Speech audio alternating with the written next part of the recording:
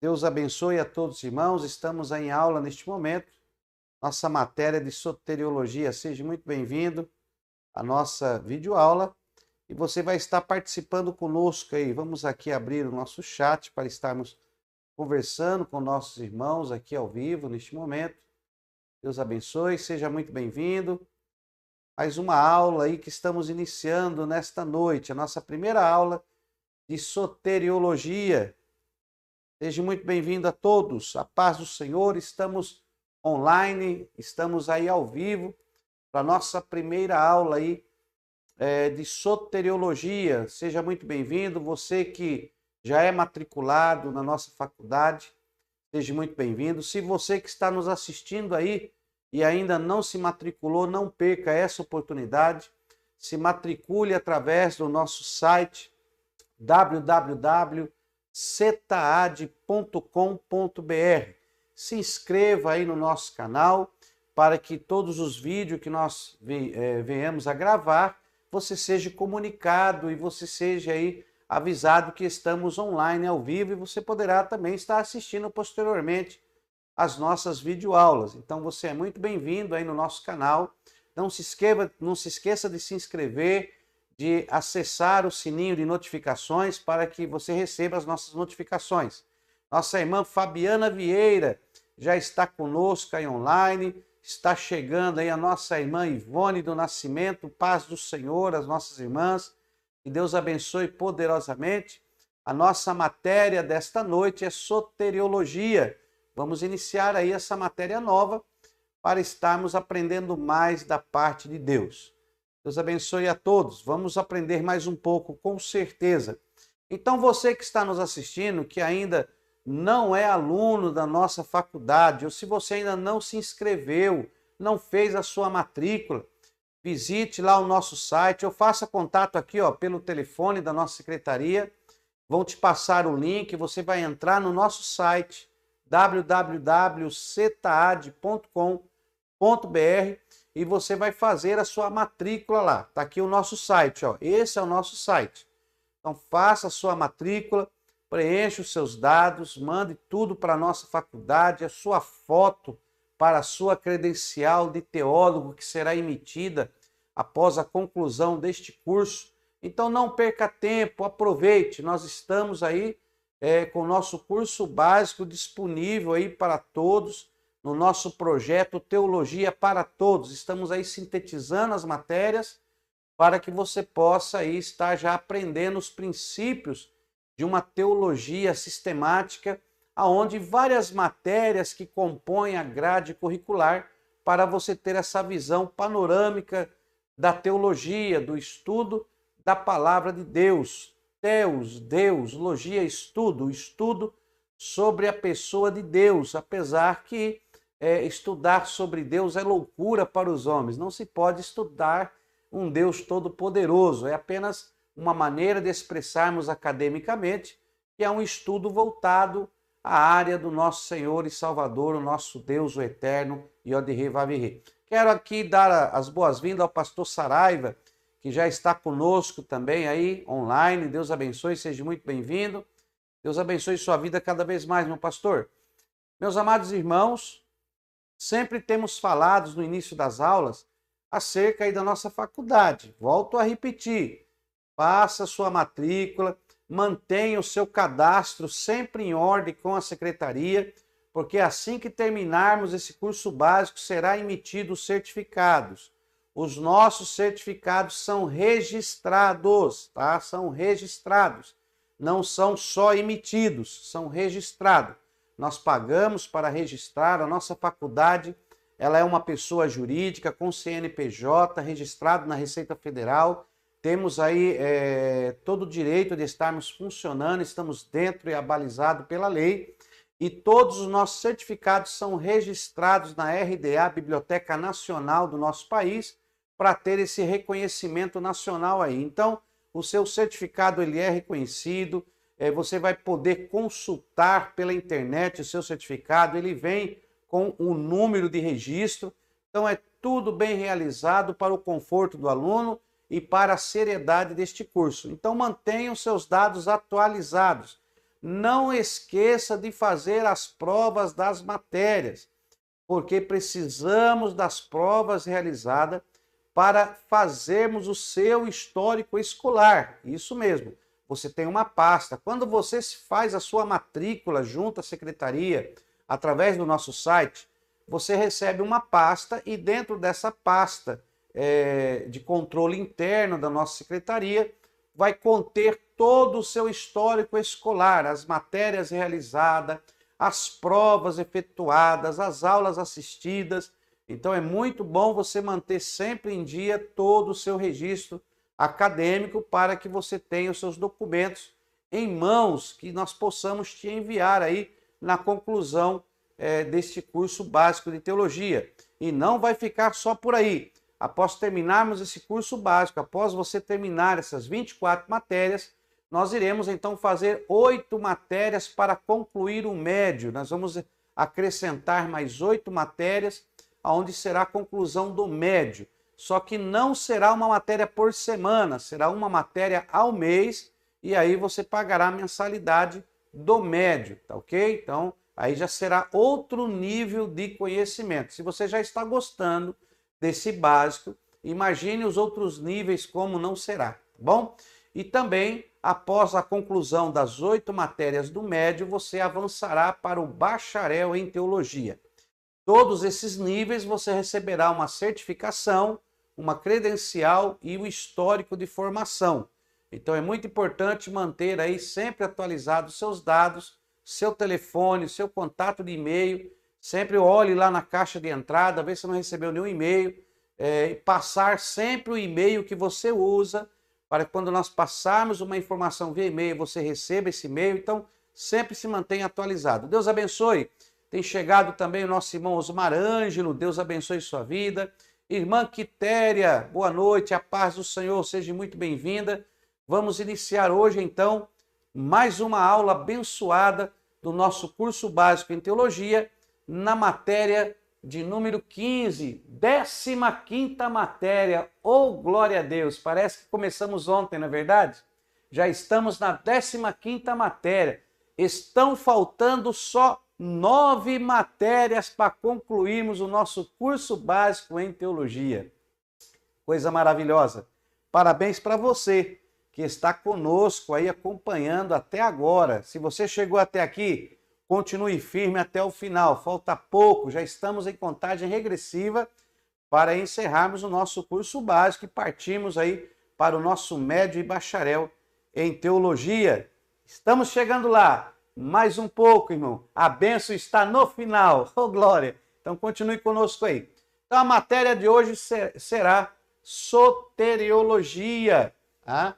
Soteriologia. E hoje é a nossa primeira aula dessa matéria gloriosa. Eu vou um pouco devagar, como sempre, para não confundir as suas mentes. Esta matéria é uma matéria de difícil compreensão, tá? É uma matéria acadêmica que abrange várias visões acerca da salvação e nós vamos abordá-las paulatinamente, né? Paulatinamente, devagarinho, para compreendermos. Algumas questões ficarão para o médio bacharel, porque algumas questões teremos que nos aprofundar mais no assunto e nós não temos essa demanda de tempo para esmiuçarmos todos os assuntos referente a esta matéria. Mas não se preocupe, porque no médio bacharel, onde teremos uma matéria ao mês, aí sim nós iremos esmiuçar. Bom, na aula passada nós falamos acerca da Santa Ceia, né? Irmãos, o que faz com o material aí da Santa Ceia? Qual seria o correto realizar? Então, o que fazer quando você ministra a ceia e aí sobra o pão, sobra o cálice? Muitos dizem que enterra, outros dizem que queima no fogo, né? Usam ali a passagem de Êxodo, ali em Gênesis, no capítulo 12 a seguir, se não me falha a memória, que fala sobre a saída do povo do Egito. Então, muitos usaram dessa observação porque eles comemoraram a Páscoa e só que Deus determinou que eles comessem tudo, que não sobrasse nada. A primeira ordem de Deus ali no texto era para que eles comessem de tudo, que eles calculassem, olha só, a Páscoa eles iam calcular por família, então era para eles calcularem por família e comessem e preparassem o cordeiro por família, para que o cordeiro servisse para toda a família, para que não sobrepujasse muito e também não faltasse, porque era para eles comerem tudo. Pode olhar lá no texto, depois você dá uma lida, sempre usando o nosso OICA, observação, interpretação, correlação e aplicação. Sempre observando o texto, ok? Nunca esqueça de observar. Então eles deveriam comer tudo, tudo. Então tinha que ser preparado conforme a família. Não ia pegar só 2 e matar um cordeiro só para 2 pessoas. Então, uma família, eles tinham que juntar 4, 5, 6, dependendo ali o que desse o cordeiro, para que todos pudessem comer, e era para comer tudo. Agora, se sobrasse, aí sim, se sobrasse, depois de ter feito as contas, depois de ter preparado o cordeiro pelo número da família, e se viesse a sobrar, aí assim deveria ser queimado. Então, muitos se utilizam desta passagem textual para dizer que o pão e o suco de uva da ceia do Senhor, ao sobrar, ela deve ser queimada. Ok?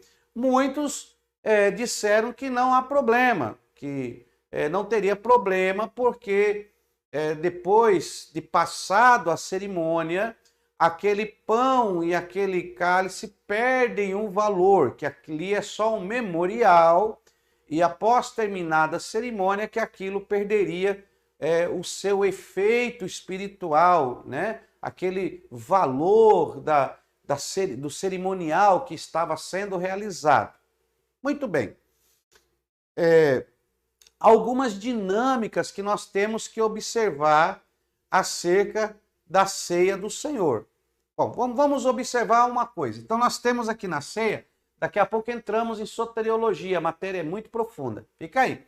Então nós temos aqui, ó, o pão, vamos colocar aqui o pão, ó, o pão, e temos aqui, ó, o suco, ok? Temos o pão e o suco, a ceia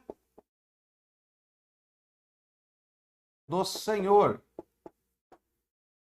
Nós sabemos, irmãos, que o cálice, né, quando se coloca lá o cálice, quando se faz o cálice, que dificilmente o cálice sobra, né? Normalmente se é calculado as pessoas que estão na eclesia, que estão reunidos para este ato deste memorial, e nós sabemos que às vezes é calculado. Então, se contam 40, 50 pessoas e se preparam aí 40, 50 cálices. O trabalho dos diáconos em auxiliar essa ministração é justamente os diáconos calculam mais ou menos, e normalmente os diáconos avisam ao ministro, ao pastor, ao presbítero, ao evangelista, o ministro que vai ministrar a ceia.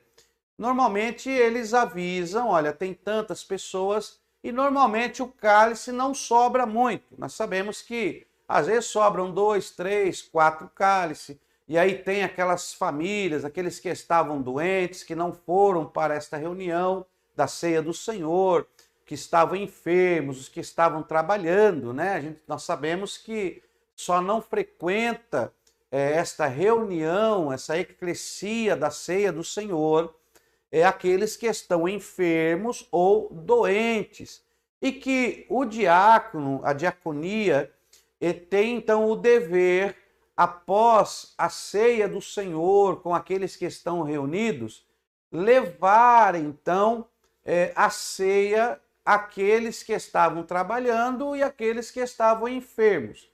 No outro dia, e leva a ceia para eles tomarem e serem ministrados em suas residências. A eclesia institucional, organizacional, tem essa organização na sua etnia para que possam todos participarem, tanto os que foram quanto os que não foram. Então vamos fazer essa observação, tá? Então sabemos que não sobra muito. Agora o pão, às vezes o pão sobra aí uma banda, né? Às vezes sobra lá um pedaço do pão, o outro é picado, né? Então o pão, o outro é picado, feito os pedacinhos lá, colocado lá num pires, não é isso? Então é colocado lá os pedacinhos dos pão, tal.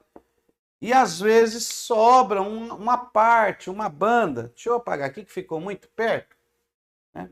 Então, se parte o pão, coloca lá, né? Parte o pão no meio e às vezes pode sobrar uma banda do pão, né?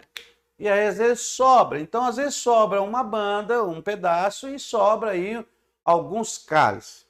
Muito bem, o que fazer com isso que sobra? Bom, a primeira coisa é separar a ceia para os que não foram, para esses membros que fazem parte dessa eclesia institucional, que é local, que está ali localizada, reconhecida pela sociedade, registrado bonitinho, com os seus membros que estão inscritos, participantes. Então aí vai se pegar do que sobrou e separar e já enviar no próximo dia para que fosse ministrado e levado, os diáconos levassem essa ceia para a residência. Muito bem, após separado para as pessoas, pode sobrar, mas nunca sobra muito, sobra sempre pouco.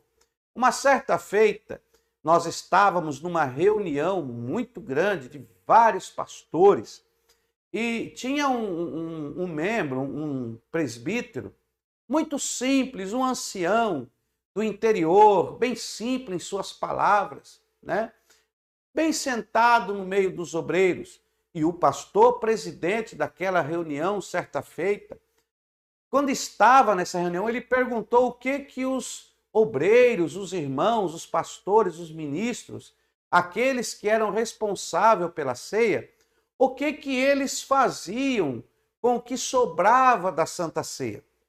E alguns diziam, eu queimo. O outro, Senhor, aquilo é santo, eu taco fogo. O outro, não, eu enterro, eu ponho num saquinho. E muitos falaram mirabolantes coisas que faziam a respeito da ceia do Senhor. Muito bem.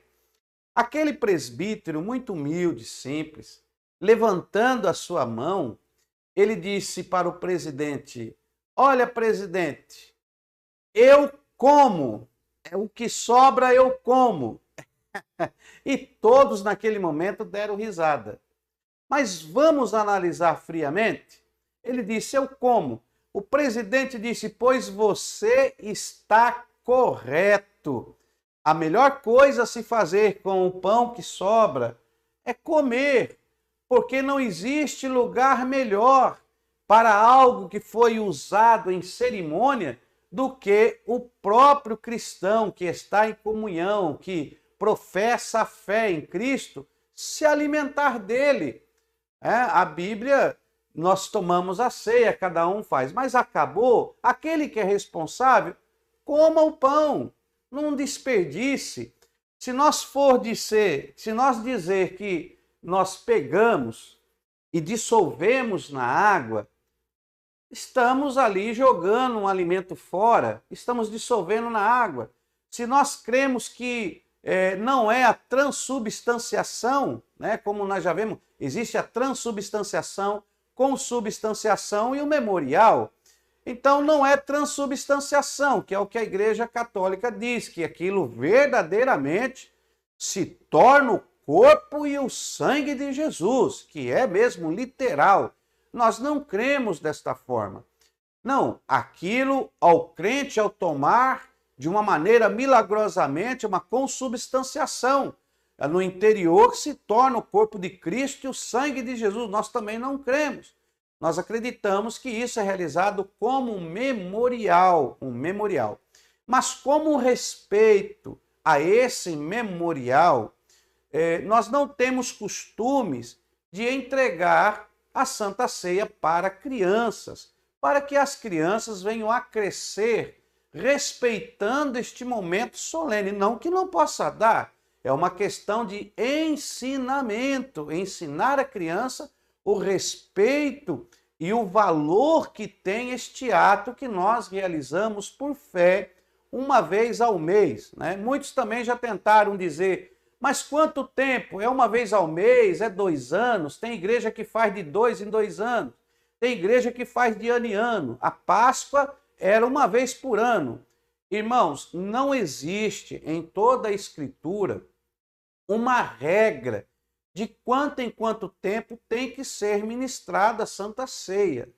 Dentro de uma cultura aí assembleiana a qual nós pertencemos, nós realizamos todo mês. Mas não tem problema se você tomou a ceia na sua congregação e foi visitar uma outra eclesia e chegando lá você viu os irmãos ceando, você poderá cear também. Se neste meio tempo você foi visitar outra eclesia e chegando lá os irmãos estavam ceando, você poderá cear também. Não existe uma regra, um texto, uma passagem que implícita para dizer qual é o tempo certo. A Páscoa era uma vez ao ano, mas nós sabemos que a ceia do Senhor não é a Páscoa, ela tem outro sentido, outro valor. Então nós comemoramos aí uma vez ao mês. Se outra eclesia comemora de 3 em 3 meses, amém. É uma organização interna da igreja. Se você for numa igreja que comemora uma vez ao ano, amém também. O importante é que a ceia seja ministrada, seja realizada e tenha participação dos membros como memorial para lembrarmos que o corpo do nosso Senhor Jesus foi moído pelas nossas transgressões e que o seu sangue foi derramado na cruz para a aspersão dos nossos pecados. E isto é um memorial.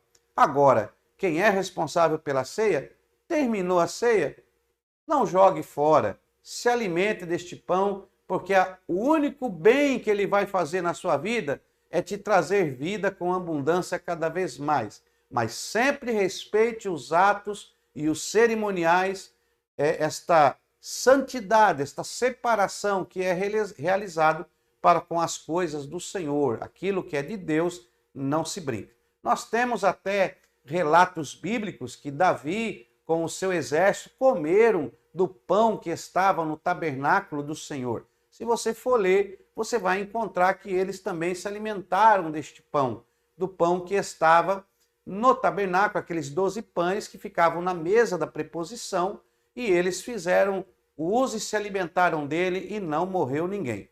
Então, meu querido, não jogue fora, não desperdice. Se você é responsável, terminou a ceia, não vai sobrar muito, não sobra muito.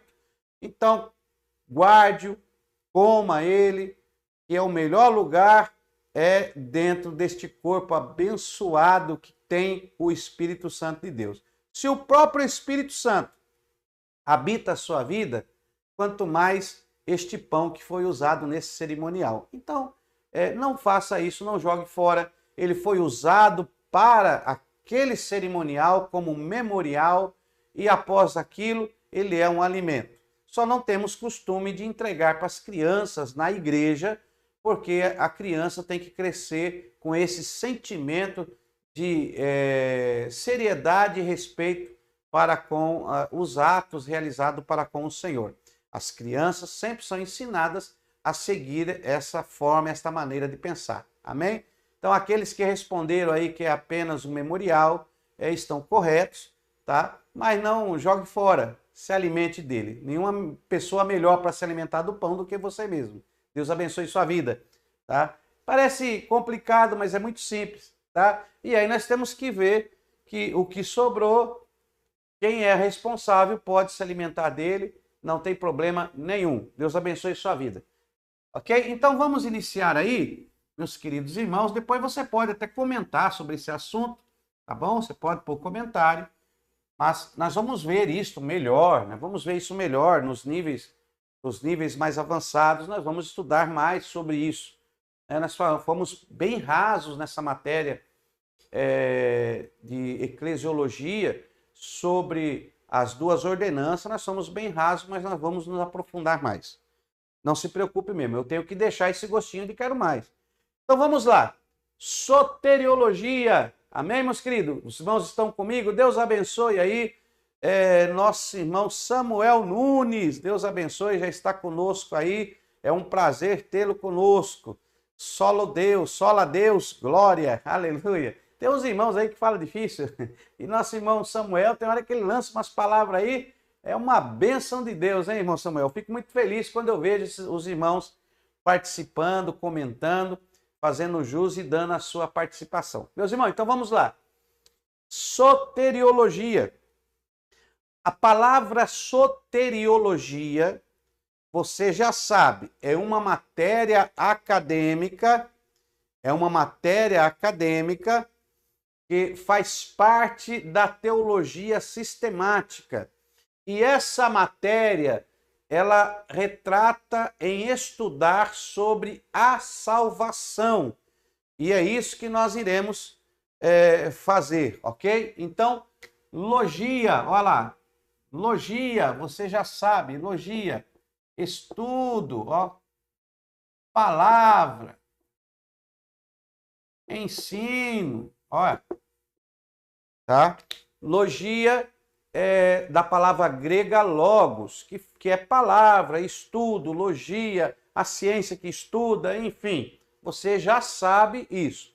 Sotério é uma palavra grega que significa sotérios, sotério ou sotéria, tá? Pode ser sotério, sotéria. Isso aqui significa salvação, ó.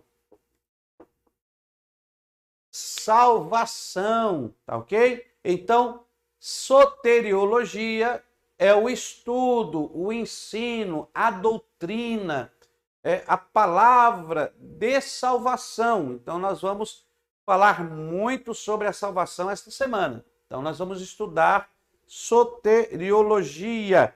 Eu quero passar para você aqui, porque soteriologia, no hebraico, ó, no hebraico é Yeshua, ó.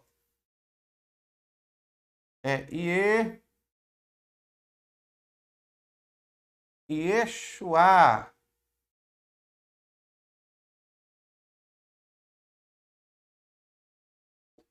Yeshua, tá? No hebraico, Yeshua, que significa salvação. Olha aí. Então, temos aí no hebraico, Yeshua, salvação. Já começa com a mão de Deus. Olha aí. Começa com a mão de Deus, a mão para a salvação. Nós estamos retomando aí as nossas gravações do hebraico, nós tivemos alguns problemas devido a muita correria e essa semana, a partir de amanhã, nós vamos retomar as gravações do hebraico. Se você ainda não assistiu às aulas, assista às aulas do hebraico. E aí temos aqui a mão da salvação, Yeshua, que também significa Jesus, né? Então, Jesus é a salvação. Olha que coisa linda. O hebraico nos revela muito. E aí no grego, ó, temos a palavra sotéria, que também é salvação. Ok? Salvação. Então nós temos aqui sotéria, salvação. No grego é livramento, preservação, segurança e salvação. Então aqui, ó, é salvação, libertação, ó, segurança. Tudo isso é o significado de sotéria. E o significado de Yeshua também. salvação, libertação, vitória, ó, salvação, libertação, vitória, preservação, ó.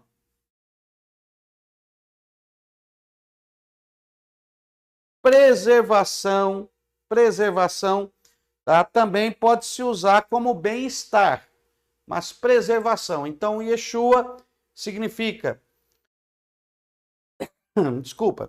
significa salvação, libertação, vitória, preservação. Olha aí.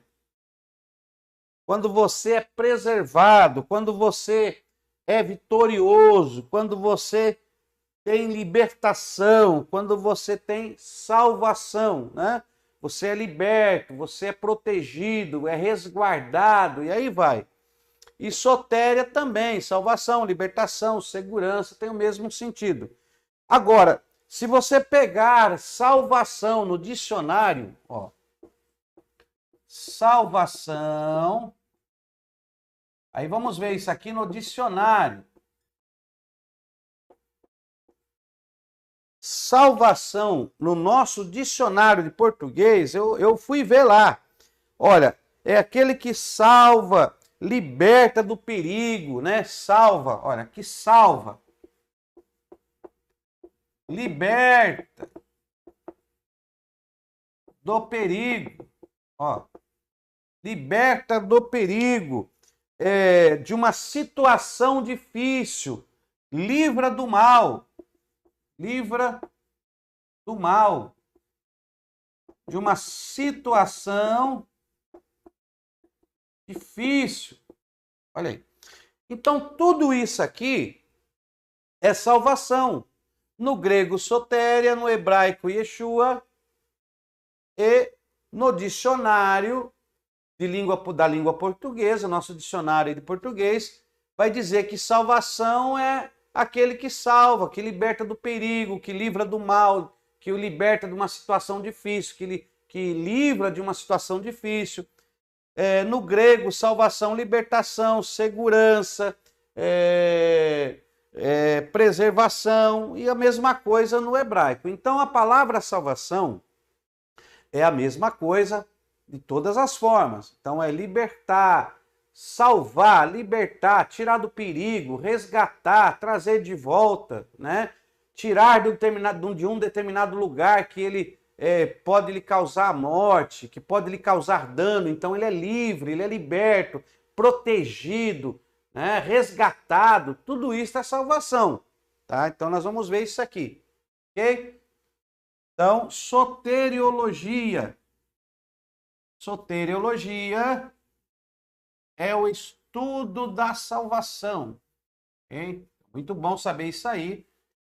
Não me vá fazer errado na prova. Irmão, não pode errar na prova.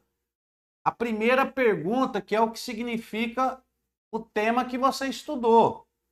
Então você não pode errar justamente a matéria que você estudou. Aí pergunta o que é soteriologia. E o aluno erra essa palavra, meu Deus. O que é ramatiologia? O que é antropologia? Essa matéria, quando a pergunta é feita do que significa a matéria, você não pode errar essa pergunta, porque se você errar, porque você não prestou atenção, tá bom? Então, muitas pessoas erram por falta de atenção. Então, vamos lá. A salvação, ela não é uma coisa tão simples de se falar, ok? Porque a salvação, ela abrange a salvação. Primeiro, a salvação vem de Deus, tá? Deixa eu colocar aqui para você, que eu separei aqui para poder te explicar melhor a respeito da salvação. Ó, temos aqui, ó, Deus. Temos aqui Deus.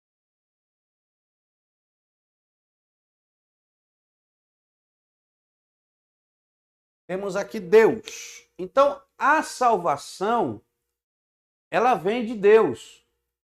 Porque a salvação, ela é Deus. Então, a salvação, ela nasceu no Kairos. A origem da salvação, ela é no Kairos, no tempo de Deus. Então nós não podemos olhar a salvação com olhos terrenos, porque a salvação não vem do homem. Quando estamos falando de salvação de uma maneira divina, porque uma pessoa pode salvar a outra do perigo. Aí a salvação é uma salvação humana. Então nós temos aí dois aspectos da salvação, tá? Vamos colocar aqui. Dois aspectos da salvação, ó. Salvação humana, aonde essa salvação ela é proporcionada pelo próprio homem, e a salvação, ó, salvação divina, que é proporcionada pelo próprio Deus. Então nós temos aqui o terceiro céu, vamos por aqui, tá? Terceiro céu, que é o Eporâneos, né? O céu de Deus, o céu dos céus, contando da terra para Deus. Então, nós já falamos isso, você já sabe. O primeiro céu é o atmosférico, o Aurônos. Depois temos o segundo céu, que é o espaço, onde estão as estrelas, os planetas, né? As galáxias, que é o Mesoranos, que é o segundo céu. E depois temos o Eporanos, que é o terceiro céu, que é o céu dos céus. Tá? Então, já falamos isso aí. Então, perceba, meu querido, que nós temos aqui a Terra. Ó. Terra. Okay? Terra. Então, temos aqui, ó, o primeiro céu. É o Aurônos. Aurônos, né? Atmosférico.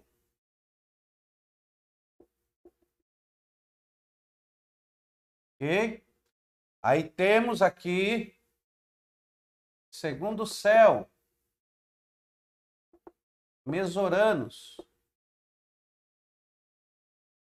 É o céu, vou colocar aqui espaço. Ok?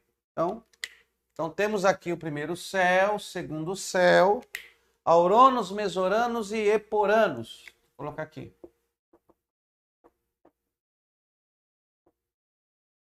Eporanos, pronto. Então vamos definir aí, tá? A Terra, ela tinha uma ligação, uma conexão, ó, direta com Deus, né? Aqui estava o homem, estava não, está, né? Aqui está o homem. Então, o céu estava conectado com Deus, ok? Por causa do pecado, ó, devido ao pecado, houve uma cisão, ou seja, houve uma ruptura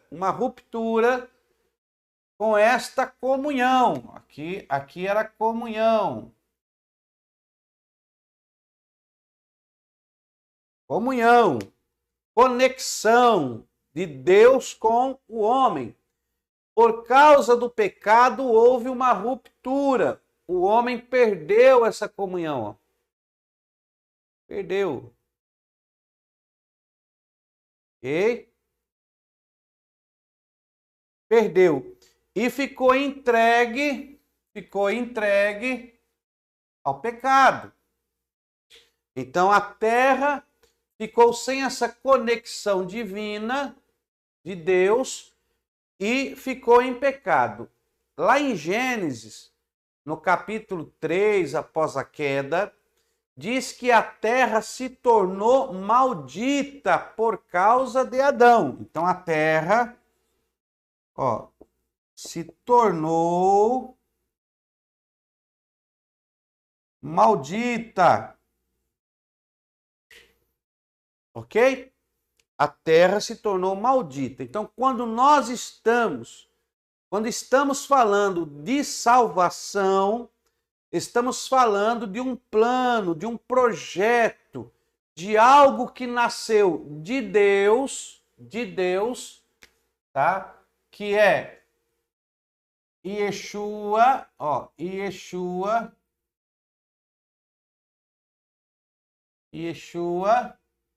colocar aqui, ó. Yeshua, que é Deus, que significa salvação. Então, a própria salvação, que é Deus, veio para a terra para salvar o homem. Para fazer o quê? Nós já vimos a definição de salvação, para salvar o homem, libertar o homem, proteger o homem, livrar do perigo, livrar do mal, retirá-lo de algo que ia acabar com sua existência. Neste caso, estamos falando espiritual, celestial. Consegue me entender? Então a salvação, ela vem de Deus. E a salvação, ela vem do alto e não ao contrário. Quando você estuda Gênesis, e nós já falamos sobre isso, o que aconteceu em Gênesis? Então não tem mais essa comunhão. Em Gênesis, se eu não me falha a memória, no capítulo 11, vai falar sobre a Torre de Babel. Ó, em Gênesis, no capítulo 11, temos lá Torre, ó, de Babel.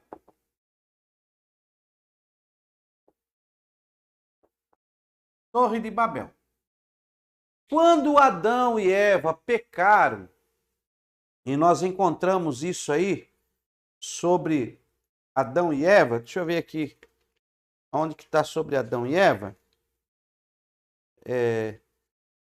Quando eles pecaram, em Gênesis, né? Gênesis, capítulo 2. Mas tudo bem. Vamos ler a Bíblia agora. Não vamos ler, porque senão nós vamos perder tempo. Mas nós já fizemos esta matéria, que é Hamartiologia. Falamos de Adão e Eva quando pecaram, lá em Gênesis, no capítulo 2, ok? Então, eles pecaram. O que aconteceu? Eles se esconderam de Deus.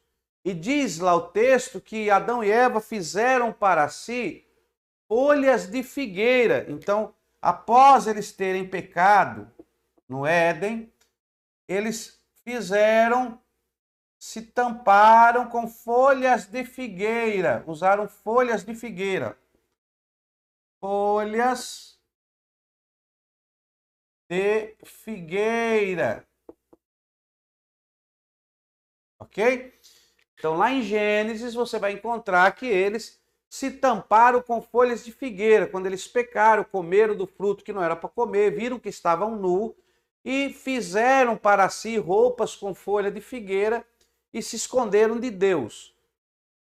Só que Deus, quando vem falar com Adão, Adão, onde você está? E Adão estava escondido. Eu vi que estava nu, me escondi. Mas quem que te mostrou que você estava nu? Eu comi do fruto que não era para comer. Mas você comeu, quem mandou você comer? Foi a mulher que o Senhor me deu. E começa aquele negócio. E eles comeram. Muito bem. Deus tira essa roupagem. Deus tira do homem e da mulher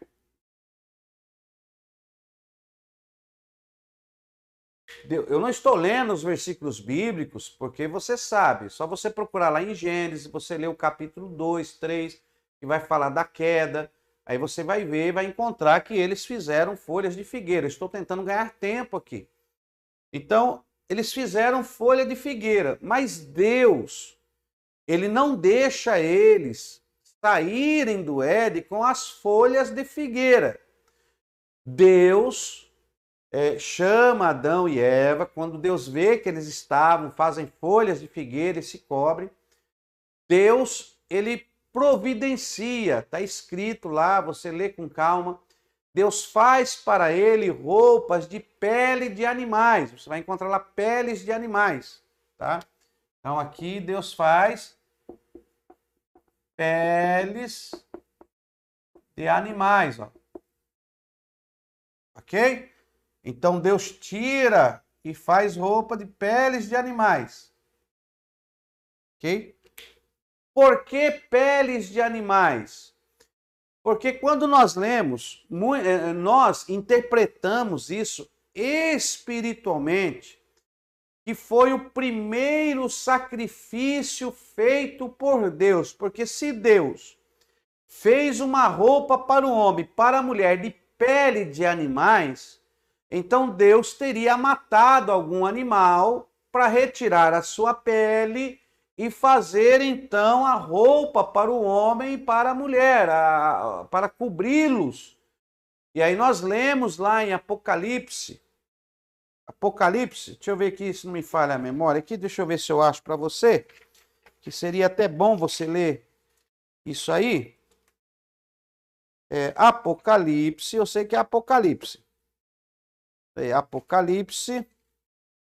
Como não é o tema, eu estou só relembrando com você, né, que não é esse o intuito, mas é Apocalipse. Deixa eu ver se eu acho aqui. Não marquei? Eita, não marquei? Não marquei. É Apocalipse, mas muito bem. Você procura aí depois que você vai encontrar. Eu não quero perder tempo aqui. No livro de Apocalipse diz que ele é o Cordeiro de Deus que foi morto desde a fundação do mundo, né? O Cordeiro de Deus morto desde a fundação do mundo. Você vai encontrar esta passagem que está em Apocalipse. Ok? Em Apocalipse. Cordeiro de Deus que foi morto desde a fundação do mundo. Então procura aí na chave bíblica que você vai encontrar. Por quê? Porque esse cordeiro que foi morto na fundação do mundo, entende-se que esse animal foi o que Deus matou para vestir o homem e a mulher, que aponta para uma justiça divina. Então aqui é uma justiça, ó, justiça divina, ou seja, um livramento, uma libertação, uma salvação, uma proteção que veio de Deus, que o próprio Deus preparou essa roupagem para Adão. Enquanto que as folhas da figueira, ela representa aqui a justiça humana. Porque o próprio homem se vestiu de folhas de figueira para tentar se proteger de Deus, para tentar aí produzir a sua própria salvação. Então, isso não funciona. Então, a salvação, ela vem de Deus, tá? Isso aqui é só para eu poder tentar fazer você entender essa questão. Mas vamos lá. Então, vamos devagarinho. Salvação é meio complicado. Ó, a salvação, você tem que ter essa visão. Ela vem de Deus. Então, vamos começar aqui, ó.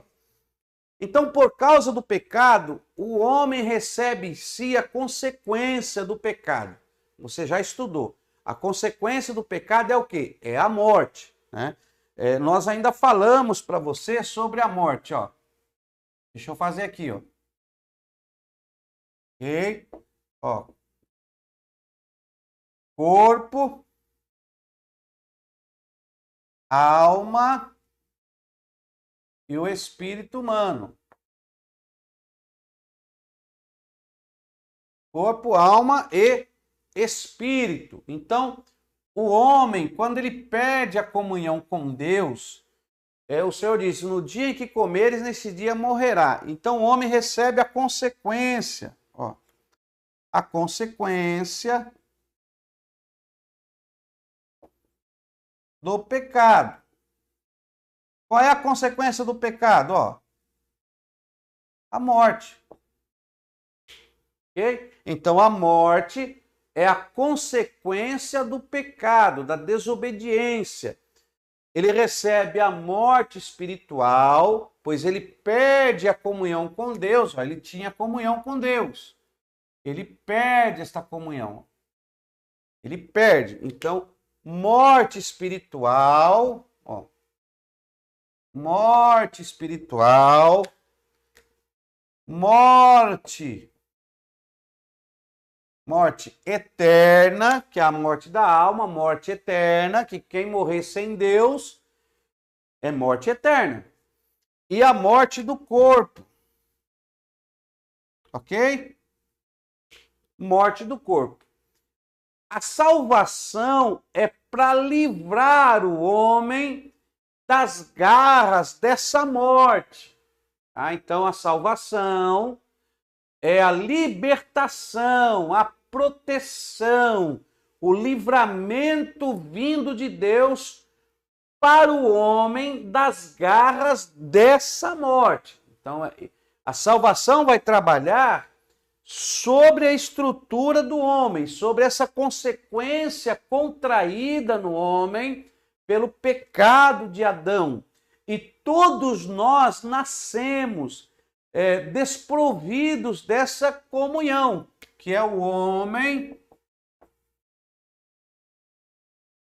natural.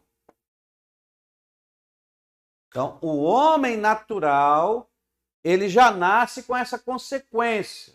Ele nasce com a consequência do pecado. E isso o levará à morte, tanto a morte espiritual como a morte eterna e a morte física. Tá? Então, a primeira morte que o homem recebe, morte espiritual. Foi a primeira morte que Adão recebeu, foi a morte espiritual. Segunda morte, a morte do corpo físico. Porque no dia em que ele pecou, ele já entrou em estado de morte, o corpo já começou a morrer. Muitos acham que nós estamos vivendo a vida, mas nós não estamos vivendo a vida. Nós estamos morrendo a vida, porque estamos morrendo aos poucos. Você já nasce morrendo. As suas células estão crescendo, se desenvolvendo, se deteriorando. É um processo que leva de 70 anos para uns, 80 anos para outro, 90 anos para outro. Alguns levam até 50 anos, né? Graças a Deus já passei dos 50. Mas é um processo que uma hora ou outra vai chegar. Para todos, a morte irá nos alcançar, a não ser para aqueles que vivenciarem o arrebatamento da igreja, da eclesia que nós estudamos na aula passada. Então, quem viver esse arrebatamento passou da morte para a vida. Então, vamos lá. Então, a salvação, ela vem de Deus, ok? A salvação que vem de Deus, ela primeiro, para se ter esta salvação, que é Yeshua, que significa salvação, Deus é a salvação, para se ter esta salvação é necessário crer. A salvação, você tem que crer para ter a vida eterna. A salvação é te livrar das garras da morte, te livrar da morte eterna, da morte do corpo, da morte espiritual e te dar a vida eterna. Então, Deus quer lhe dar a vida eterna e te livrar deste jugo. Este jugo. O homem está debaixo de um cabresto, de um jugo que se chama morte. Então, a salvação vai tirá-lo desse jugo. Tudo bem, irmão? Tá me entendendo? Até aí tudo bem? Eu estou indo devagar para você entender, para você compreender o assunto que nós iremos falar. Então a salvação, ó, vamos ler aqui João capítulo 5, ó. João 5, 24. Abra a sua Bíblia aí, vamos ler. João 5, 24. Ó, vamos fazer aqui, eu estou com uma Bíblia aqui. Nós vamos ver aqui, João capítulo 5. Abra a sua Bíblia aí, eu estou indo devagarinho para dar tempo de você abrir. João 5, 24. A palavra de Deus aqui, ela diz assim, olha o que diz a palavra de Deus, ó. Em verdade vos digo, quem ouve a minha palavra e crê naquele que me enviou, tem a vida eterna. Olha aí, tem a vida eterna. Não entra em juízo, mas passou da morte para a vida. Olha que coisa espetacular, hein? Quem crer, vos digo, ó, em verdade vos digo. Irmãos, eu não sei se você já viu o estudo que nós falamos sobre o amém. Amém, né? Nós falamos sobre o amém. Nós demos uma aula que nós falamos sobre o amém. Né? E o amém para o judeu, no judaísmo, é um acróstico, né? Amém. Então, escreve assim, ó. Amém. Amém. Tá? Aqui é um num sufite. Então, é um amém. Na realidade, é amém. Sim. Amém. Que é um acróstico. A palavra amém no hebraico é um acróstico de 3 letras. O alif, o men e o nun. O alif de Adonai, o men de Melech e o nun de Niman. Então, Adonai, que é o Senhor, Melech, que é rei, e Nun, que é Niman, que significa confirme ou fiel. Pode significar fiel ou também pode significar confirme. Então, que esse acróstico seria que Adonai, Melech, Niman. Senhor, rei, confirme. Senhor, rei, é fiel. Então, toda vez que nós falamos amém, estamos falando o acróstico dessas 3 palavras que significa o Senhor Deus confirme, o Senhor Deus é fiel, tá? Que é amém. Quando Jesus, ele usa isso aqui, ó, lá no grego, ó. Na verdade,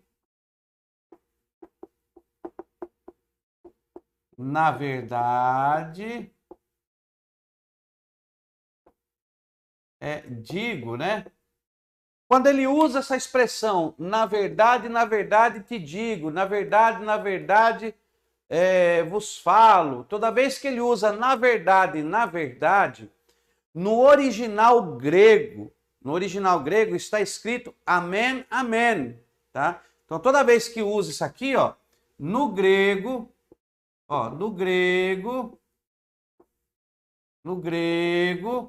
na verdade, está escrito assim, ó, amém.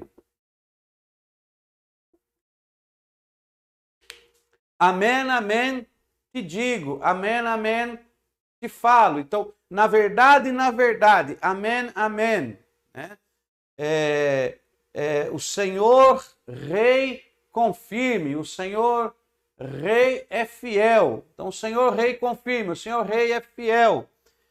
Jesus usa essa expressão. Então, quando diz na verdade, no original ali está escrito amém, amém. É muito interessante isso e é bom, legal você saber disso aqui, tá bom? Então, vamos lá. Vamos lá, então. Ó, então, temos aí João, capítulo 5, versículo 24. Na verdade vos digo, O Senhor Deus confirme, o Senhor Deus confirme. Vos digo, quem ouve a minha palavra e crer naquele que me enviou, tem a vida eterna, não entra em juízo, mas passou da morte para a vida. A palavra ali, quem ouve, olha, quem ouve a minha palavra e crê. Esse crê aí, ele no grego é pisteu, crê. No hebraico é pisteu. Pisteu. No grego é pisteu, que significa pensar que é verdade, acreditar, depositar confiança. Então aqui, ó, significa isso aqui, ó, acreditar, ó, acreditar. Depositar, ó, confiança. Então aquele que acredita, aquele que deposita confiança em mim, naquele que me enviou, tem a vida eterna. Ó, a vida aí é zoe. Deixa eu pôr aqui, vida eterna. Lá no grego é zoe. Vida lá é zoe e eterna é diônios. É isso que está lá no grego. Zoe diônios. Zoe significa alma viva, plenitude da vida. Então aqui é uma alma viva.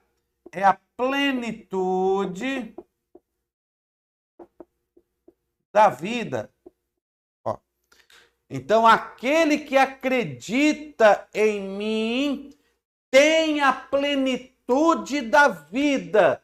Tem uma alma viva, se referindo à alma do homem, que era uma alma com morte eterna, passa agora a ter uma alma viva, uma plenitude da vida, né? E a vida é diônios, eterna, ou seja, sem começo e nem fim, que sempre tem sido, sempre será, nunca termina. Então aqui, ó, diônios é sem começo e sem fim. Ok? Sempre será. Sempre será. Nunca termina. Nunca termina. Então Jesus, ele está dizendo isso em João 5, 24. Né?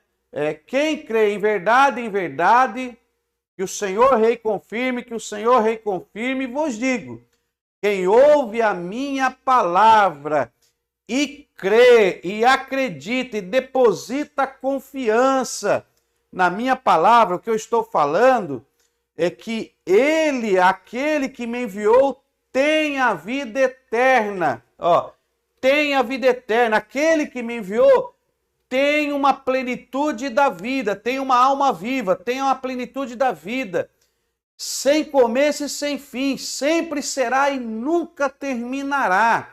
E não entra em juízo, mas passou da morte para a vida. Olha aí, a morte para a vida. A morte aí é Thanatos, que é a morte do corpo. Então, ele passa da morte do corpo para a vida, que é a transformação do corpo. Então, vamos entender a vida eterna. Então, tem uma vida plena, uma plenitude de vida. Tá bom? Deixa eu ir apagando, porque senão não dá para... de uma lousa maior. Plenitude de vida. Para fazer uma exegese, nós temos que uma lousa maior. Então, isso aí é João. Agora, quando nós lemos lá 1 João 5,12, vamos pôr aqui também, ó. 1 João 5,12. Tá? Então, quem ouve as minhas palavras e crê naquele que me enviou, tem a vida eterna. Tem a vida eterna. Então, o espírito é morte. Aquele que crê e ouve, aquele que ouve as minhas palavras e crê naquele que me enviou, tem a vida eterna. O que acontece? Quando esse homem natural, que está com essa consequência do pecado, crer no Senhor, ele recebe o quê? Ele recebe o Espírito Santo. Ó. Ele recebe o Espírito Santo. E aí, a morte espiritual, ó, deixa de existir. Ele passa a ter uma vida espiritual, porque o Espírito Santo traz vida ao seu espírito. Então ele recebeu a vida eterna. Vamos ver isso? 1 João 5,12. Olha aí. Abra a sua Bíblia aí. 1 João, capítulo 5, versículo 12. 1 João 5,12. Olha o que diz o texto. Aquele que tem o Filho tem a vida. Aquele que não tem o Filho de Deus não tem a vida. Ó, veja que a primeira epístola de João está dizendo que Deus, o Filho de Deus, é a vida. Olha, então o Filho de Deus é a vida. Aquele que tem o Filho tem a vida. Aquele que não tem o Filho de Deus não tem a vida. A vida aí está escrito Zoe, que é alma viva, plenitude da vida. É o Zoe, plenitude da vida. Então, aquele que tem o Filho tem plenitude de vida. Aquele que não tem o Filho de Deus não tem plenitude de vida. Porque se você tem o Filho de Deus, você tem a plenitude da vida, que ela está aqui, ó. Mas se você não tem o Filho de Deus, você não tem a plenitude da vida. Você vai morrer, está morto espiritual em todos os sentidos. Agora vamos ver aqui também esse processo aí. Vamos ler aqui 1 João, olha, 1 João, capítulo 5, versículo 20. Vamos continuar aqui, ó. 1 João, capítulo 5, versículo 20. Anota aí, vamos ler. 1 João 5,20. Vamos cá, ó. Olha o que diz. Também sabemos que o Filho de Deus é vindo e nos tem dado entendimento para reconhecermos o verdadeiro. E estamos no verdadeiro, em seu Filho Jesus, que é o verdadeiro Deus. Aí no original grego é Teus, é Tel, né? Tel, que é Deus, o verdadeiro Deus e a vida eterna, ou seja, Zoe Aionios, que é que nós já vimos aqui, Zoe Aionios, né? Zoe, que é vida, plenitude de vida, Aionios, que significa sem começo, sem fim, eternamente, sempre tem sido, sempre será. Então perceba que nesse texto nos revela que este é o verdadeiro Deus, e no caso aqui ele está falando de Jesus Cristo. Olha o que diz o texto. Reconhecemos o verdadeiro, o Filho, também sabemos que o Filho de Deus é vindo e nos tem dado entendimento para reconhecermos o verdadeiro. Olha, reconhecer o verdadeiro. E estamos no verdadeiro. Para reconhecermos o verdadeiro. E estamos no verdadeiro. Em seu Filho, Jesus Cristo. Ponto. Este é o verdadeiro Deus e a vida eterna. Então aqui mostra que Jesus é a vida eterna. Ok? Ó, Jesus é a vida eterna. Então, se Jesus é a vida eterna e só existe um único Deus verdadeiro, um único Deus verdadeiro, um único Deus verdadeiro, o Yod-He Vav-He, e que Jesus é Deus, que o Espírito Santo é Deus, porque é o elo de união entre Pai e Filho, que o Espírito Santo é a essência do próprio Deus. Então, se nós acreditamos que o Espírito Santo é Deus, que Yeshua é Deus, que Yod-He Vav-He é Deus, que só existe um único Deus verdadeiro, e que esse Deus verdadeiro está em nós, na pessoa do Espírito Santo, e que Jesus é a vida eterna, então o Espírito Santo que está em nós é a vida eterna. Ó, se o Espírito Santo, que é Deus, que é o Pai, é o Filho, é a mesma essência do Yod-He Vav-He, é o Vav da conexão, né? É o Vav da conexão. Nós já aprendemos isso no hebraico, que o Espírito é o Vav da conexão, é o que prega, o que fixa. Vav é prego, fixação, conexão. Então ele traz a essência desse Deus para nós. Então ele traz a vida eterna em você. Então é correto dizer que você tem a vida eterna, que é Deus. Então nós temos a vida eterna, porque a salvação não vem de nós. Esta salvação vem de Deus. Não é como é que se diz? A salvação aqui não é por mérito de realização, mas é pela graça de Deus, pelo crer em Deus, pelo acreditar, e por que não dizer pela fé em Deus. Então, esta salvação, hoje eu estou dando uma introdução, tá? Esta salvação que nós iremos nos aprofundar nas aulas de amanhã e de depois, ela é pela fé em Deus, não por obra, por merecimento de realização, mas ela vem pela fé em Deus, e você recebe a vida eterna e recebe a salvação, porque Yeshua é salvação, Deus é salvação, o Espírito Santo é salvação.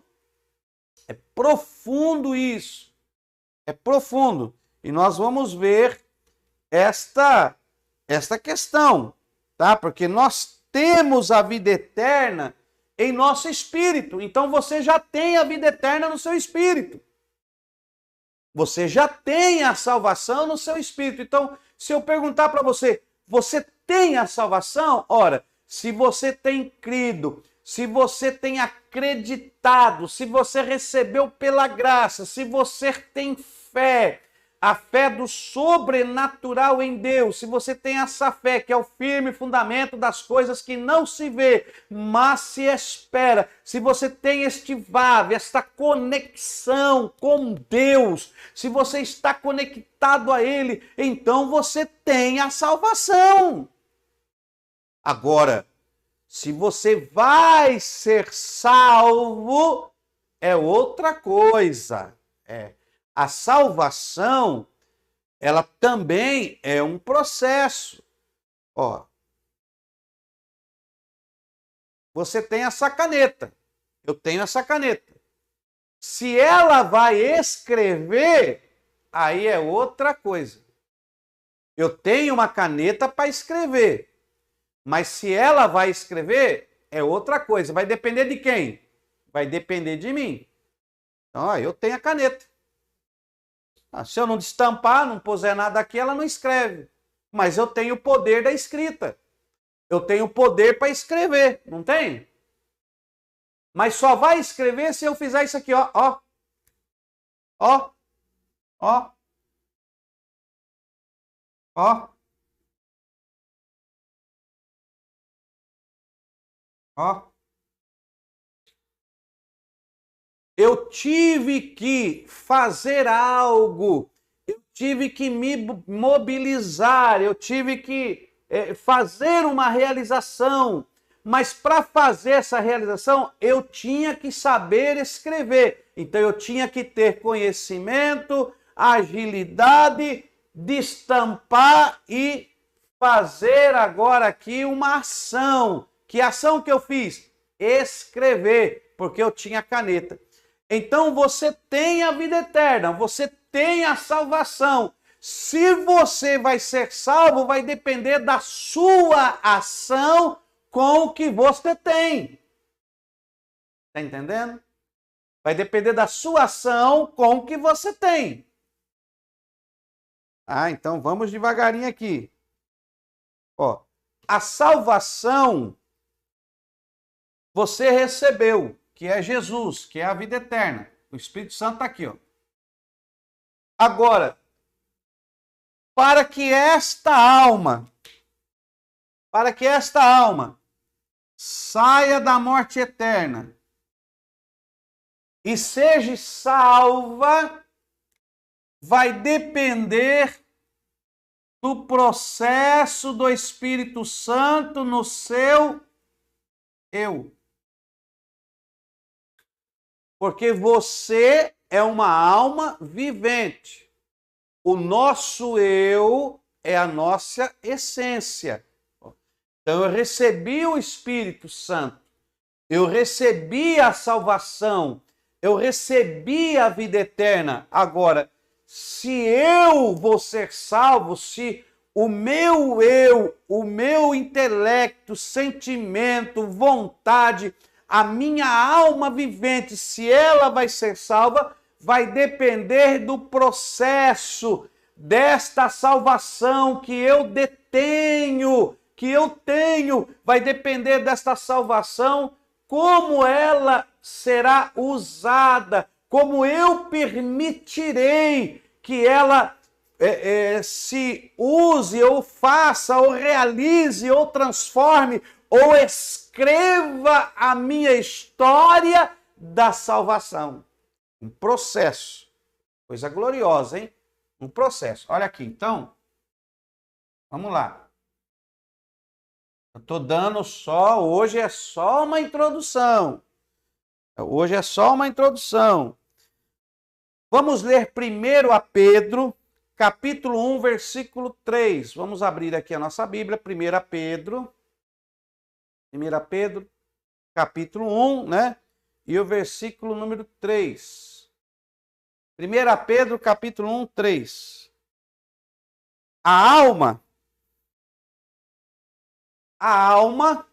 Esta alma, ela é salva, esta alma é salva pela, fé em Deus. Então, esta alma, ela é salva pela fé.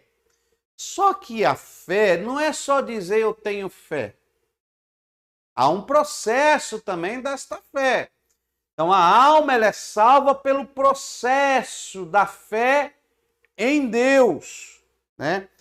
A fé garante a salvação da alma. Então a fé ela garante a salvação da alma por Jesus Cristo, pelo Consolador, o Espírito da verdade, que é a vida eterna e é a salvação em você, e pela fé esta alma alcançará esta salvação. Um processo. 1 Pedro, capítulo de número 1, versículo 3 ao 9. Olha o que diz aí. Bendito o Deus e Pai de nosso Senhor Jesus Cristo, que segundo a sua muita misericórdia, nos regenerou. Nos regenerou. A palavra aí, regenerou, a palavra no original regenerou é anagenal, que é regenerar, renascer, nascer de novo. Olha que coisa gloriosa, né? Então, olha aí. Bendito o Deus Pai, Filho do nosso Senhor Jesus Cristo, que segundo a sua muita misericórdia, nos regenerou, nos fez nascer de novo, nos fez, tornar-nos nova pessoa, fazer as coisas diferentes do que fazíamos. Preparou em nós um processo de transformação. Olha aí, vamos lá. Para uma viva esperança mediante a ressurreição de Jesus Cristo dentre os mortos, para uma herança incorruptível, versículo 4, para uma herança incorruptível, sem mácula, imarcessível, reservada no céu para vós outros, versículo 5, que sois guardados pelo poder de Deus, mediante a fé. Guardados pelo poder de Deus, mediante a fé, para a salvação. Olha aí, a palavra grega aqui para a salvação é sotéria, né? Sotéria, a palavra aí grega para a salvação. Então, o que ele fez? Sois guardados pelo poder de Deus, sois guardados pelo poder de Deus, mediante a fé para a salvação. Olha, então a fé, ela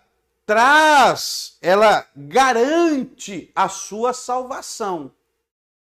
Tá? Então, pela fé para a salvação. Vamos continuar. Preparada para revelar-se no último tempo. No último tempo.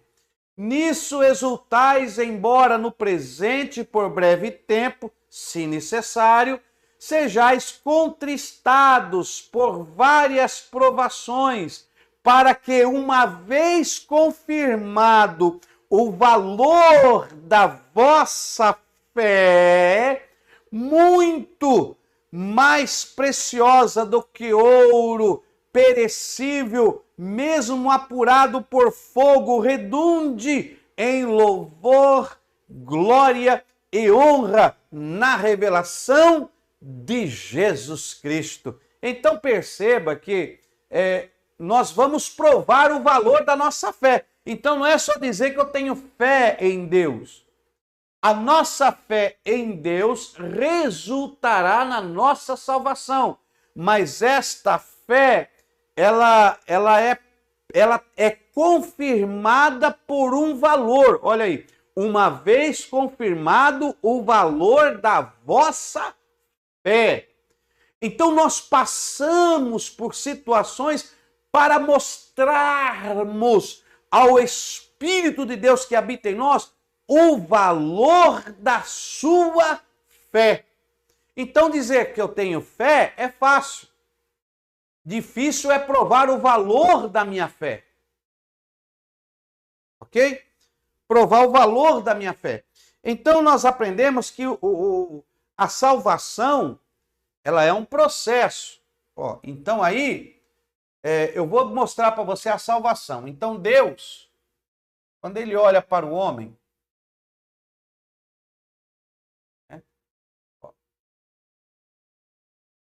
Quando Deus, lá do trono, olha para a terra. Aqui. Vamos lá.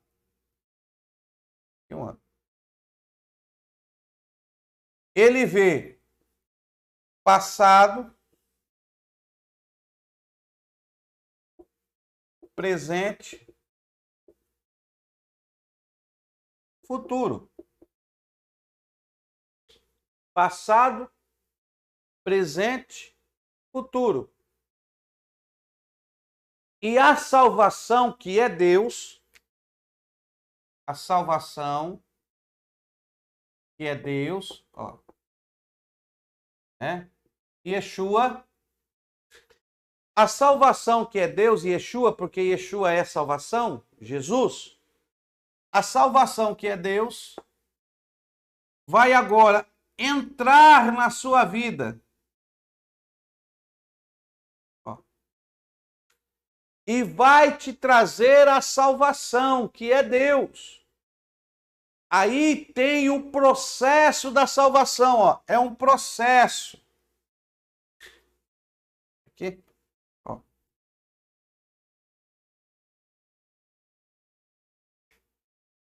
Ó. Processo. A salvação é um processo que abrange passado, presente e futuro, porque aqui estamos no tempo do cromos, que é o tempo humano, terreno, o cromos. Cromos. E a salvação, ela sai da onde? Ela sai do Kairos. A salvação, ela sai do Kairos.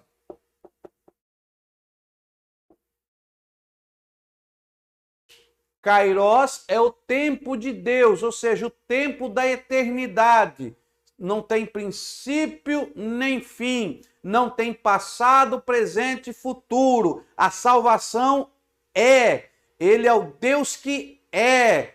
A Apocalipse diz o que era, que é e que há de vir. Porque está se restringindo à natureza que humana. Então Deus é o Deus que era, é o Deus que é e o que há de vir. Mas aqui é o Deus que é, o Deus presente, o Deus todo-poderoso. Então essa salvação é uma salvação que é, uma salvação que é passada, que é presente, que é futuro, que sai do Kairos. A salvação não está presa ao tempo, mas atua sobre o tempo. Então esta salvação vem e opera passado, presente e futuro. Qual é o passado?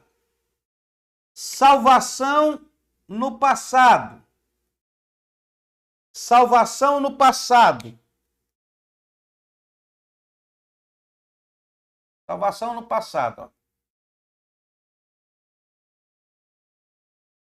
Vamos por aqui. Deixa eu apagar aqui. Fazer de novo. Ó. Salvação no passado. Então vamos agora colocar salvação. Ó. Aí você vai entender. Estou fazendo assim para ficar mais didático para você entender. Ok? Ó.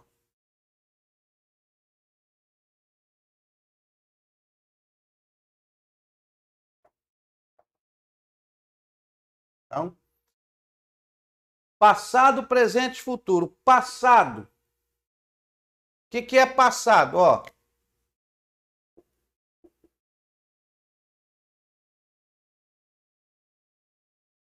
Passado, foi salvo.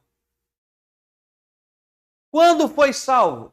Quando você, pela fé na pessoa do Senhor Jesus, quando você se decide por Cristo, você recebe o Espírito Santo. Você recebe o Espírito Santo.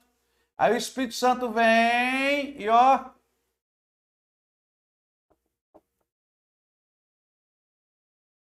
Ó, recebeu a salvação no Espírito. recebeu a salvação no Espírito, ok? Então você recebe a salvação no Espírito. Deus entra no seu Espírito, salvação no Espírito. Foi salvo, seu Espírito foi salvo. Está salvo. A comunhão voltou, restaurou-se a comunhão. Você só perde esta salvação se o Espírito de Deus se retirar de você. Se o Espírito de Deus se retirar de você, a salvação se retira da tua vida. Aí você perdeu a salvação. Mas enquanto o Espírito Santo estiver na sua vida, você é detentor da salvação. Tem como você escrever a salvação da tua alma. É só se decidir em obedecer a Deus. Processo. Passado, foi salvo, recebeu o Espírito. Presente, a alma está sendo salva. Processo, presente, está sendo. Então a sua alma, o seu eu aqui, está sendo salvo no presente. Meu espírito foi salvo, recebi a salvação está comigo e agora eu estou sendo salvo. Estou sendo salvo.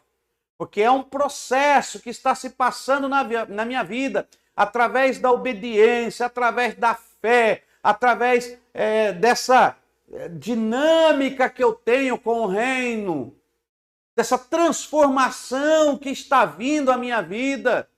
Daqui a pouco vamos falar sobre isso. Então, a salvação em 3 estágios, é um processo. Pum, está salvo. Uma vez salvo, salvo para sempre. Nós vamos falar sobre isso posteriormente, que são os calvinistas. Depois tem os arminianos, de Armínio. Tá? Vamos deixar essa briga teológica para depois. Isso é para nível mais avançado. Então nós vamos falar sobre isso em alguns níveis aí melhor. Vamos falar dos calvinistas, dos armínios e aí vai. Mas deixa isso aí para lá. Vamos entender pelo menos essa dinâmica. Então, está sendo salvo, porque há um processo. Um processo. Porque a salvação da eternidade partiu de Deus. E esta salvação desceu para você. Entrou na sua vida. E agora ela está trabalhando na sua vida no cromos, no tempo. E o nosso tempo existe passado, presente e futuro. E ela vai trabalhar nesse tempo. Se você recebeu a salvação, você já foi salvo. Já recebeu a vida eterna. Já tem a salvação. Agora a sua alma, para ser salva, tem que passar pelo processo da salvação. Porque ela está sendo salva. Sendo salva. E aí o futuro será salvo. Será. E o corpo será salvo. Pela transformação. Os que morreram com Cristo ressuscitarão primeiro num corpo incorruptível. E nós, os que estivermos vivos, seremos transformados e subiremos ao céu num corpo de glória. Então a transformação, a salvação futura que acontecerá após o processo da salvação da alma. Por último, realizar-se-á a salvação do corpo. Você não vai ser salvo pela metade, a salvação é plena. Então, existe um processo da salvação. Ok? Está entendendo aí? Esse processo glorioso da salvação? Tá? Então, o que é a salvação? O que a salvação retrata? A salvação retrata, deixa eu apagar aqui. Já entendeu? Então vamos lá. Olha aí.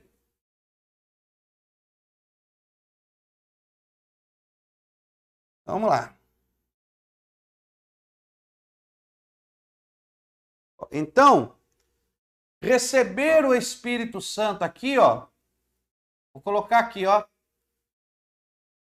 Receber o Espírito Santo aqui, ó. é nascer de novo. Ok? Olha. Então, receber o Espírito Santo é nascer de novo. Então, nascer de novo. Quando eu recebo o Espírito Santo, eu nasci de novo. O batismo, ele é uma confirmação, né? Apenas um cumprimento da salvação. Então, eu não me batizo para ser salvo. Eu me batizo porque sou salvo. É diferente. Então, quando você recebe o Espírito, você nasce de novo. Você nasceu de novo. Você dá água e do Espírito. Só que quando você se batiza, porque é salvo. Não para ser salvo, é salvo. Então, a primeira coisa é receber o Espírito Santo, que vai fazer você nascer de novo. Você vai começar a ter sentimentos espirituais, vontades espirituais. Você nasceu de novo. Porque você não tinha vontade de ir para a igreja, você não tinha vontade de ler a Bíblia, você não tinha sentimento para com Deus, você não tinha intelecto para pensar em Deus, você não tinha comunhão com Deus, agora você passa a ter. Então você recebeu aqui, ó. O que o Espírito Santo é? Ó, o Espírito Santo é uma pessoa. Pessoa. Tem o quê? Intelecto, sentimento e vontade. Olha aí. Vontade de quem? Vontade de Adonai. Ó. Adonai. Então, traz a vontade de Adonai, do Senhor, de Deus. Então, o Espírito Santo, que é uma pessoa que tem intelecto, sentimento e vontade, nós estudamos isso em antropologia, ele traz o intelecto de Deus, traz o sentimento de Deus e traz a vontade de Deus para a sua vida. Olha aí, ele traz para a sua vida. E aí vai trabalhar sobre a sua alma. Só que a sua alma aqui, ó, também é uma pessoa que tem intelecto, sentimento e vontade. Ó. Aqui, ó, é você. Que é você. Tá entendendo? Então, ó, você. Então, o Espírito, receber a vida eterna, receber a salvação. Você já recebeu a vida eterna, recebeu a salvação. Nasceu de novo, nascer de novo. Aí, aqui, ó, na alma, é restauração, ó. Restaurada. Então, a sua alma precisa ser restaurada. Restaurada. Então, agora, esta salvação vai trabalhar na restauração da tua alma. E é um processo, irmão, e não é fácil. Para chegar aqui, ó, no corpo, que é a transformação. Quando você nasce de novo e a sua alma é restaurada, o seu corpo vai recebendo a transformação, mudança de vida, de hábito, de maneira de falar, maneira de viver, maneira de se demonstrar à sociedade. Eles enxergam essa transformação, porque essa transformação gera fruto. Fruto. Começa a gerar fruto. Tá entendendo? Ó. Agora, olha como é difícil isso aqui. Lembra que eu falei para você? Eu tenho a caneta. É minha. Se ela vai escrever, depende de quem? Depende de mim. É eu que utilizo da caneta para escrever. mas essa caneta tem poder de escrever. Como eu vou utilizar ela depende de mim. Então você tem a salvação. Se essa salvação vai te trazer a restauração e a transformação, depende de você. Depende do seu eu aqui, ó. O meu eu. Ó, vamos ler aqui.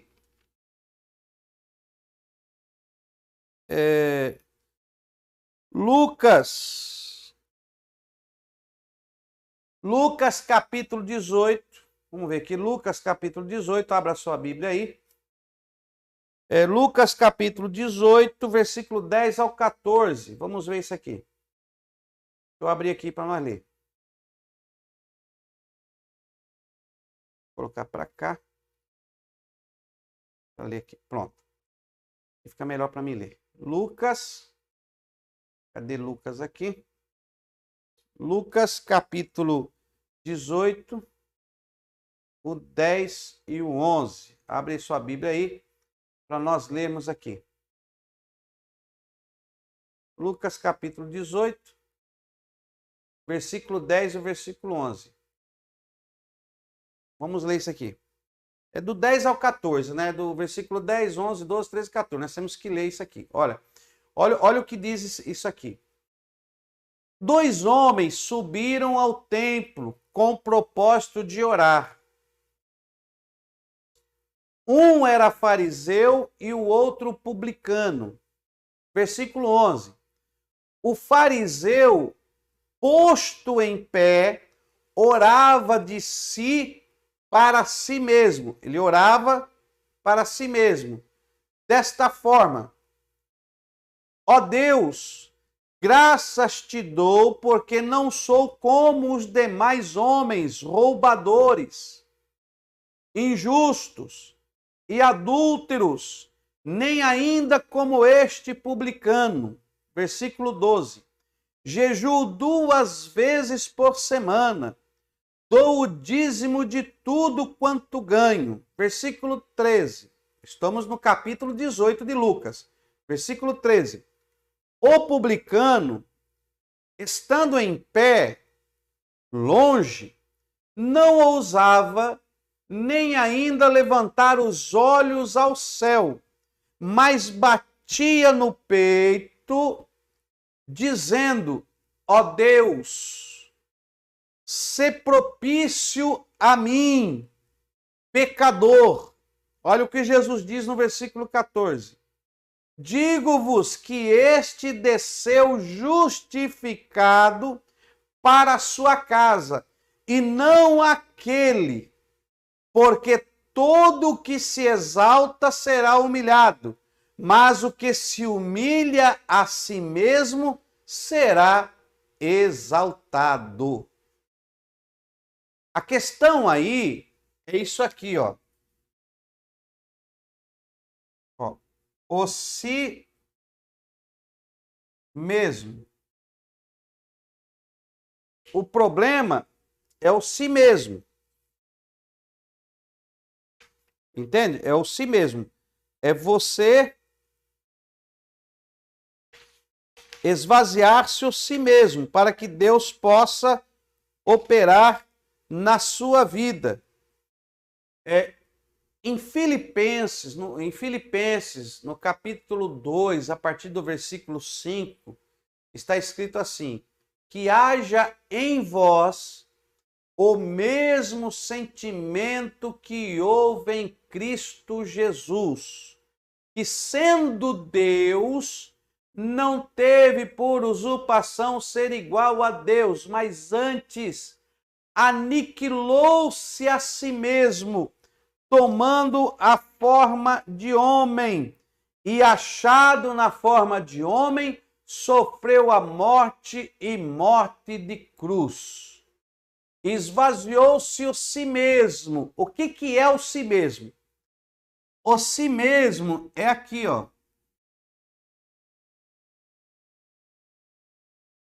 É o eu, né?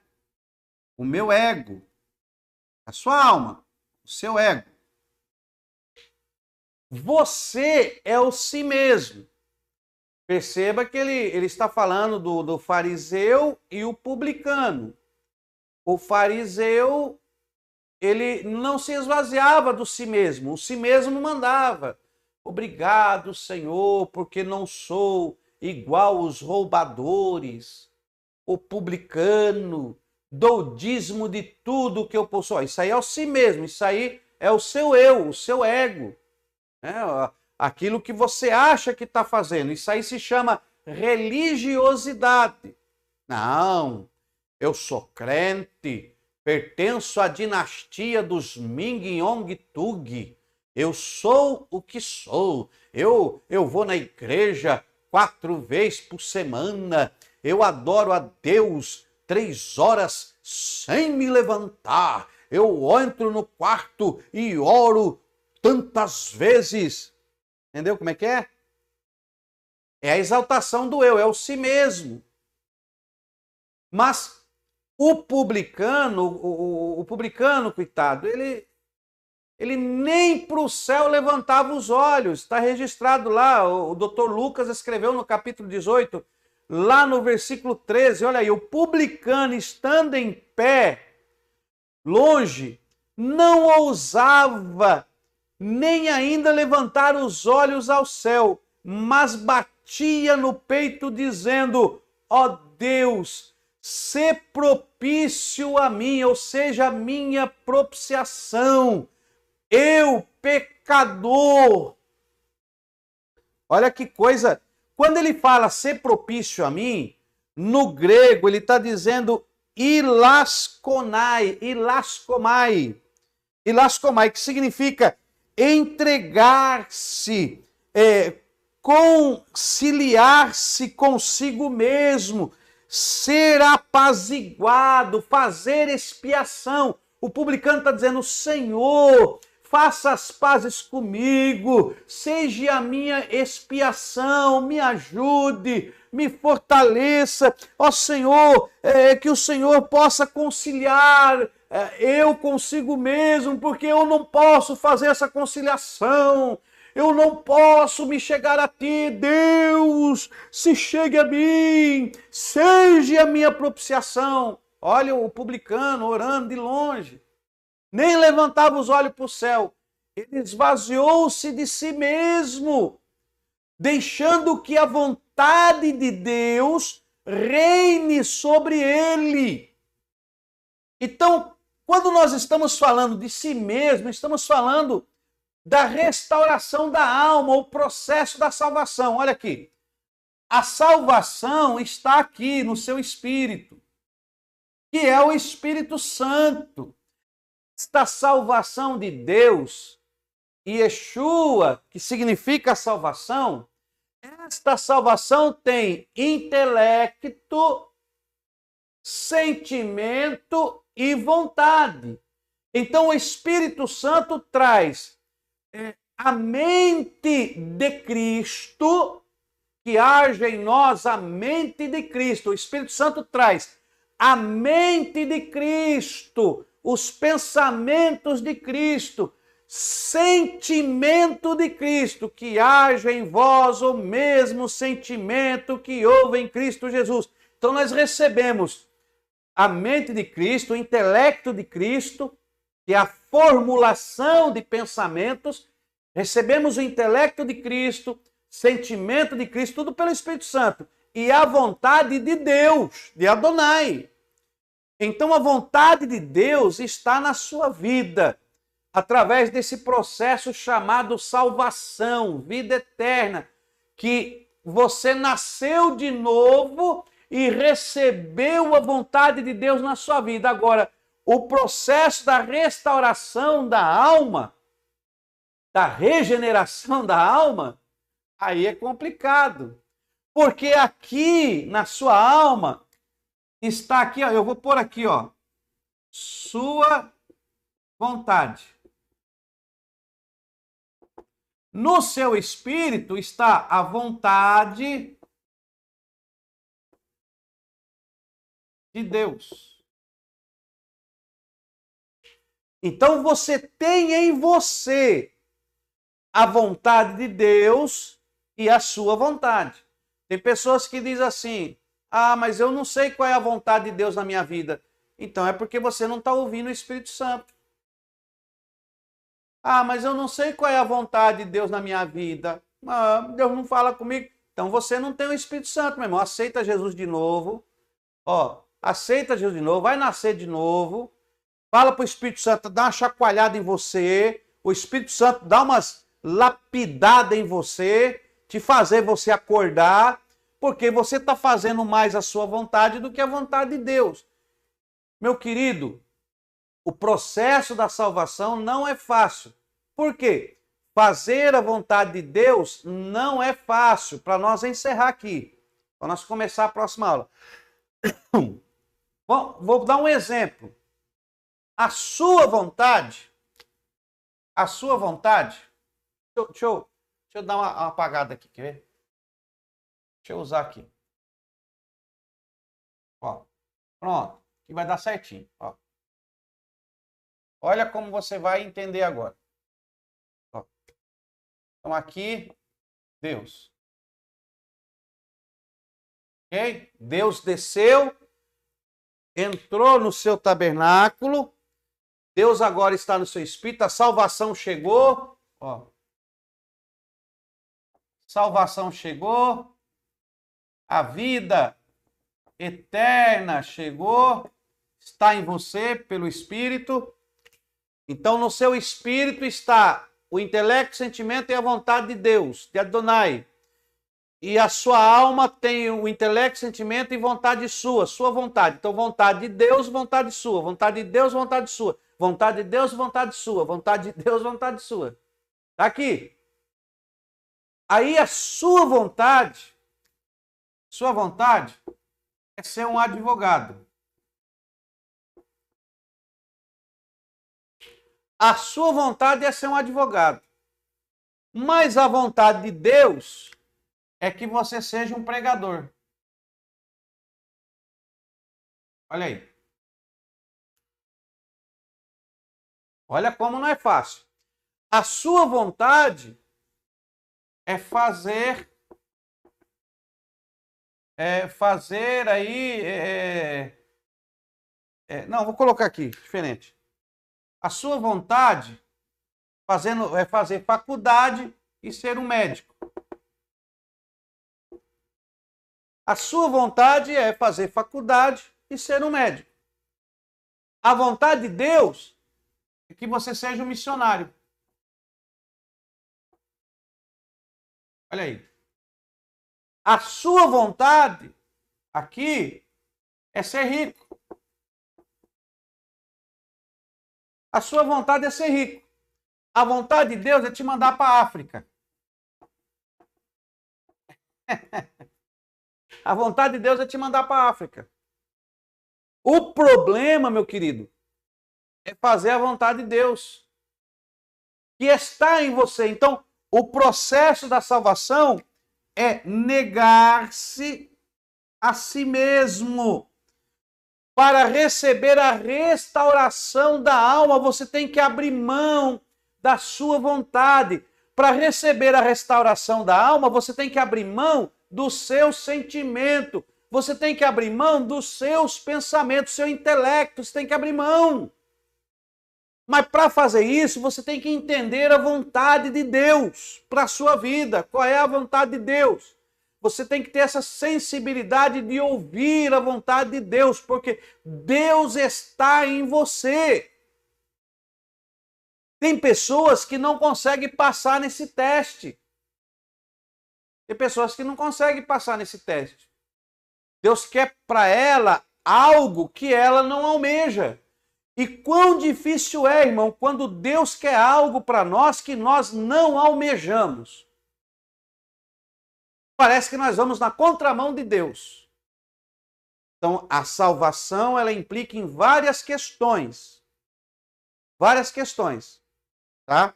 Então, a salvação, ela implica em várias questões que nós abordamos nesta área. Então, a soteriologia, que nós falamos da salvação, Nós vamos falar de muitos assuntos essa semana. Estamos só dando essa introdução. Tenho mais coisa para falar aqui, mas eu vou parar por aqui. Quero que você fique com isso, que existe um processo da salvação. E esta salvação em si não é tão simples assim. Então nós estamos com a salvação em nosso poder. Você recebeu a salvação, mas como você irá usar esta salvação? Como você irá interagir com essa salvação que alcançou a sua vida? Como você vai interagir com esta salvação que está proposta a você? Aí vai depender do seu verdadeiro eu. E aí é um processo, não é fácil, mas o Espírito de Deus quer trazer esse processo para a sua vida. Amém?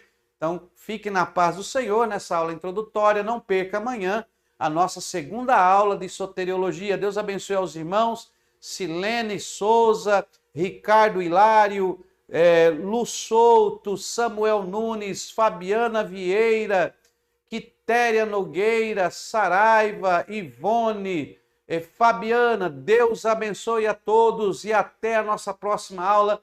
No nome do Senhor Jesus. Você que está nos acompanhando aí pelo canal do YouTube, pela internet, não se esqueça de se inscrever, compartilhe esse vídeo, convide mais alguém para fazer também. Que Deus abençoe as suas vidas e até a nossa próxima aula no nome de Jesus.